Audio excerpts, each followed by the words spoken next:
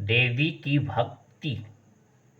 किसी नगर में एक गरीब किसान रहता था। उसके कोई संतान न थी। इस कारण समाज के लोग उसे अच्छा नहीं मानते थे।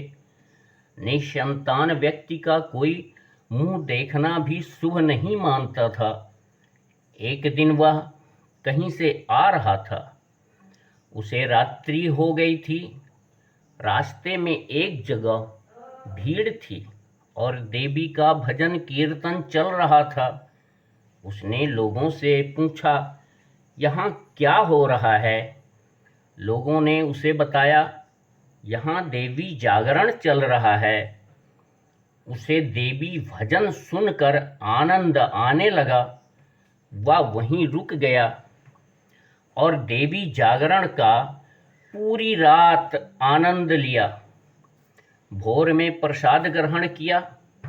फिर लोगों से पूछा, देवी जागरण क्यों करते हैं? इसे करने से क्या लाभ होता है? लोगों ने उसे बताया कि देवी जी से कोई मन्नत मांगने पर जब वह पूरी हो जाती है तो देवी जागरण कराते हैं। उस व्यक्ति ने हाथ जोड़कर देवी जी से अपने मन की व्यथा को कहा और घर आकर प्रतिदिन की तरह देवी की पूजा पाठ करके फिर अपने काम में लग गया। देवी जी ने प्रसन्न होकर उसे स्वप्न में दर्शन दिया और कहा, तुम्हारे घर एक पुत्री का जन्म होगा। कुछ समय बाद उसके घर में एक कन्या का जन्म हुआ, जिसका नाम उसने सुकन्या रखा। सुकन्या जब कुछ बड़ी हो गई तो नित्य पिता के पूजा पाठ करने में सहयोग करने लगी। एक दिन वह खेलने में इतनी व्यस्त हो गई कि उसे पूजा पाठ का कुछ ध्यान ही न आया। तभी उसका पिता आ गया। उसने देखा बेटी ने आज पूजा की कोई तैयारी नहीं की है। वह गुस्से से आग बबूला हो गया और बेटी को श्राप दे दिया, जा, तुझे दरिद्र और कोढ़ी पति मिले।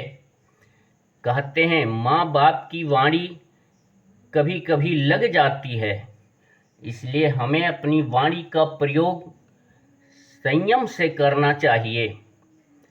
अपनी ही संतानों को कभी श्राप नहीं देना चाहिए। ऐसे लोग वृद्धावस्था में बहुत कष्ट पाते हैं।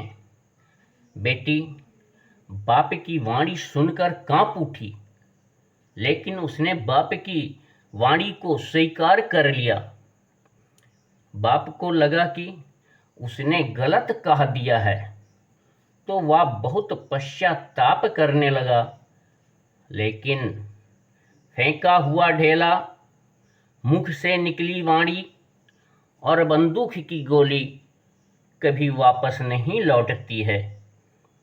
यद्यपि उसका पिता बहुत पछताया, पर क्या करे।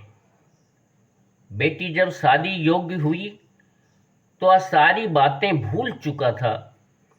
उसने एक बहुत ही सुंदर घर और वर देखकर बेटी की शादी कर दिया, लेकिन उसके साथ धोखा हो गया था। जिस गांव के लड़के से उसकी शादी हुई थी, उस गांव वालों ने मिलकर बहुत चालाकी से उस लड़के की शादी करा दिया था। लड़के की शादी नहीं हो रही थी क्योंकि वह बहुत गरीब था। उसके न घर था न संपत्ति, और लड़के के पूरे बदन में सफेद दाग थे। लिखनी को भला कौन टाल सका है? बाप का दिया श्राप सत्य हो गया। नई नवेली दुल्हन जब ससुराल आई तो उसे रात टूटे हुए फूस के नीचे बिताना पड़ा। पति के बदन को देखकर वह दहाड़ मारकर रोने लगी। मायके का सारा सामान बाहर पड़ा था। घर में खाने को एक मुट्ठी आटा भी नहीं था। लड़का जब भीख मांग कर लाता तभी खाने के लिए कुछ होता था।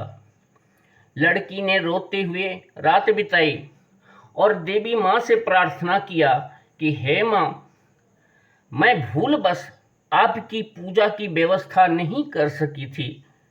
इसका इतना बड़ा दंड। हे माँ, आज से मैं भोजन क्या पानी भी नहीं पीऊंगी और अपने प्राण त्याग दूंगी। तभी भोर के समय में उसकी नींद लग गई तो उसने स्वप्न देखा कि माँ आदिशक्ति आई हुई हैं और उससे कह रही हैं, बेटी तू चिंता मत कर और जल्दी से स्नान करके मंदिर में जाकर मेरा दर्शन कर। नवरात्रि आने वाली है, मेरी उपासना कर। तेरे सारे कष्ट जल्दी दूर होने वाले हैं। जल्दी ही तेरे पास घर खेत सब हो जाएगा। तेरा पति जब ठीक हो जाएगा तब तू नवरात्रि में मेरा जागरण कराना। लड़की की अचानक नींद खुल गई। उसने देवी की बताए अनुसार किया। स्नान करके देवी मंदिर में जाकर पूजा पाठ और दर्शन किया। उसी दिन कुछ सरकारी कर्मचारी उसके घर आए। उसे प्रधानमंत्री आवास के अंतर्गत घर बनवाने के लिए धन दिया। उस युवक ने घर की नींव की खुदाई अपने हाथ से ही करने की सोची।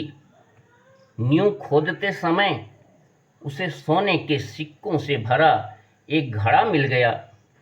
अब क्या था, उन पैसों से उसने खेत भी खरीद लिया और एक सुंदर सा घर बनवाया।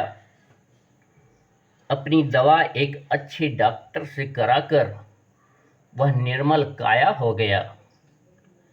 एक रात देवी ने पुनः उसकी पत्नी को दर्शन दिया और कहा, बेटी पूर्व जन्म में तुम दोनों पति पत्नी को चोरी के गलत इल्जाम में पुलिस पकड़ ले गई थी और उन दिनों नवरात्रि चल रही थी।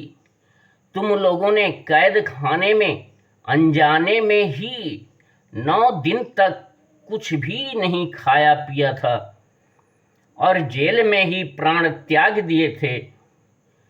तुम्हारे द्वारा अनजाने में किए गए उपवास के कारण तुम्हें मेरे व्रत का पूरा फल इस जन्म में मिल रहा है। इतने दिनों तक तुमने जो कष्ट भोगा तो तुम्हारा पति पक्षियों को मार कर लाता था और उसका मांस बनाकर तुम दोनों खाते थे। इसलिए वह इस जन्म में कोढ़ी और भिखारी बन गया था। तो दोस्तों, कहानी सुनने के लिए आप सबको धन्यवाद है। Please like share and subscribe my channel. Thank you.